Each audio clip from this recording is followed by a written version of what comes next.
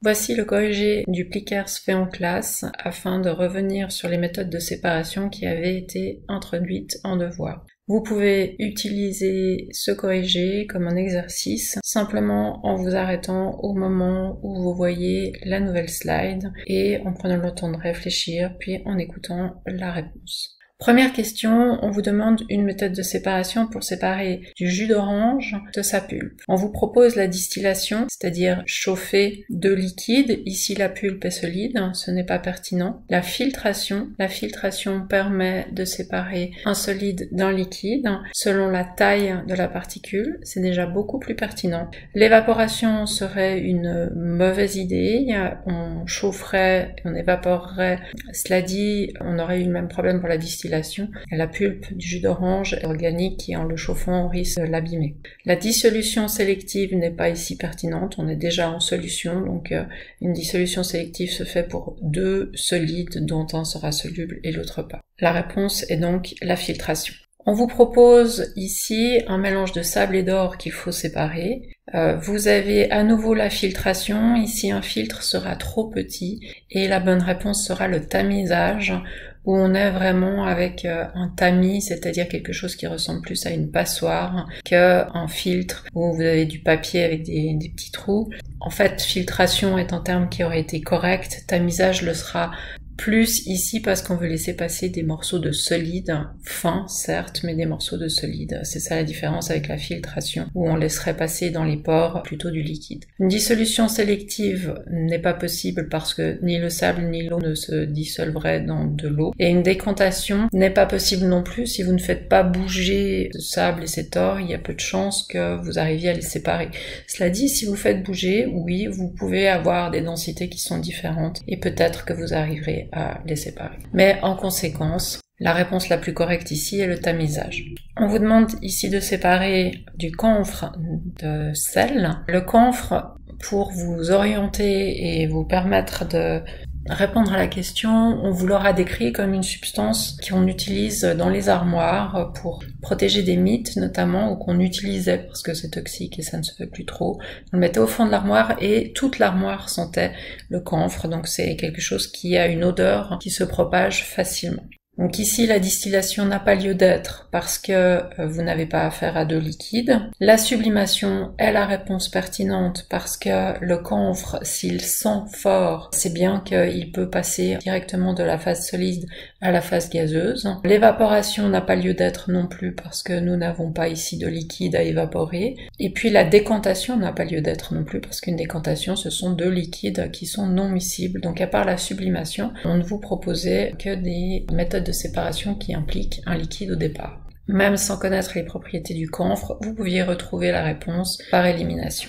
Question suivante, on vous proposait de séparer de la terre et de l'eau. Les méthodes proposées étaient la centrifugation, la distillation, la magnétisation et la sublimation. Donc ni la terre ni l'eau ne vont sublimer. Sublimer, c'est passer de solide à gaz, donc c'est pas intéressant. La magnétisation n'est pas intéressante non plus ici parce qu'on n'a rien qui a des propriétés magnétiques. Ni la terre ni l'eau ne réagissent en présence d'un aimant. La distillation, on l'a dit plusieurs fois, c'est deux liquides. Nous avons ici un solide, un liquide, pas pertinent non plus. Et la centrifugation par contre serait intéressante. On aurait pu choisir également la décantation. On laisse simplement décanter et la terre va se poser au fond du récipient. On choisit la centrifugation qui va simplement accélérer le processus. Question suivante, on vous demande de séparer deux gaz, l'oxygène de l'azote. Alors ici, on vous demande d'utiliser une méthode qui n'a pas été traitée dans la capsule de classe inversée, mais on vous demande de réfléchir, vous partez de deux gaz.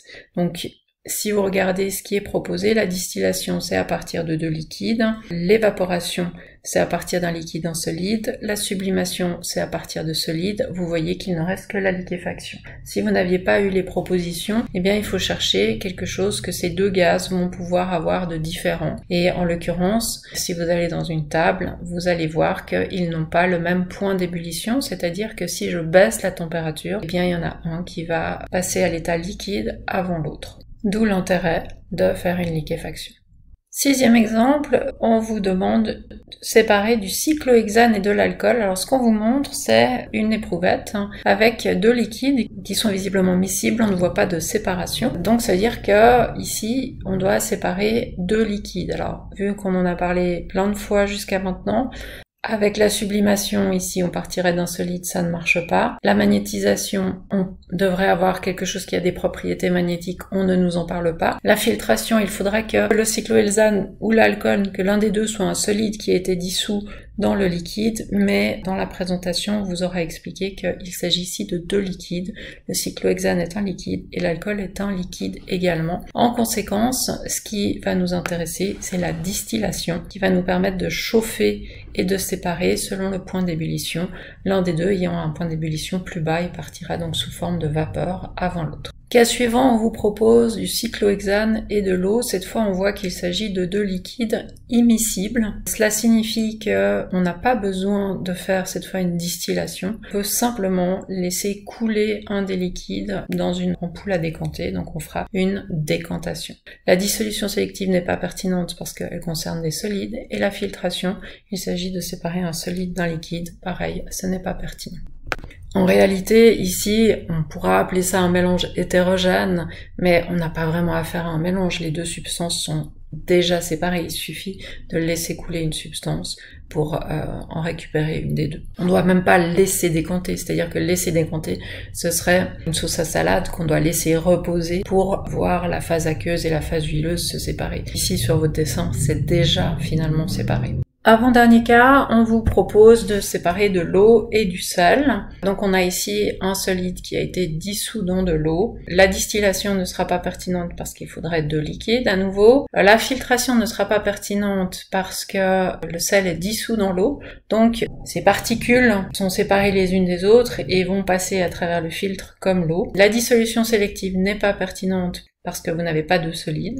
Il nous reste l'évaporation. Si je chauffe ce mélange, effectivement, je vais pouvoir évaporer l'eau et récupérer mon sel solide. Dernier exemple, du cyclohexane et du sucre. Ici, ce qu'on voit, c'est que contrairement au sel qui était dissous dans l'eau, le sucre n'est pas dissous dans le cyclohexane. Donc nous avons ici des morceaux de sucre et du cyclohexane qui est liquide. L'évaporation ne serait pas pertinente parce qu'il s'agit de composés organiques et on risquerait de leur faire subir une réaction chimique. Donc même si on pourrait tout à fait imaginer, ce sera aussi coûteux en énergie et on a une méthode qui est beaucoup plus simple qui sera la filtration, c'est-à-dire de retenir le solide dans un filtre qui laissera passer le liquide. La distillation n'est pas pertinente parce qu'il s'agit de deux liquides et ici on a un solide, un liquide, et la dissolution sélective n'est pas pertinente parce que pour cela il faudrait avoir affaire à deux solides, un qu'on dissout et l'autre pas. À noter que lorsqu'on fait une dissolution sélective, elle est forcément suivie derrière d'une filtration pour récupérer le solide qui n'est pas dissous et d'une évaporation pour récupérer le solide qui sera dissous.